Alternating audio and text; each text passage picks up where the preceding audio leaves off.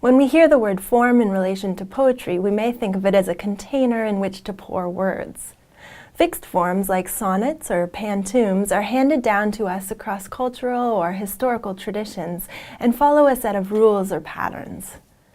For our purposes in this course, let's take a minute to consider form in broader terms in relation to free verse. When I'm thinking about form, I'm thinking about the way a poem makes its way down the page. The shape of a poem on the page resembles the mind in the process of thinking. If a poem has a conversational talky tone, it may take the shape of a column along the left margin. If a poem is meditative, it moves in smaller increments with lots of stanza breaks to denote silence. A poem can mirror its content visually. A stanza about a lazy river, for example, can move like a lazy river.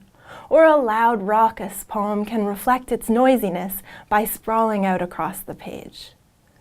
When I hear myself saying, "This poem hasn't quite found its form," it usually means whatever shape it's taken on the page at this point does not quite represent the feeling I want to convey.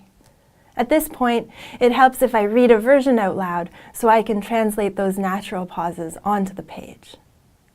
When you're thinking about form, consider how the movement from thought to thought might visually and rhythmically enhance the poem's meaning.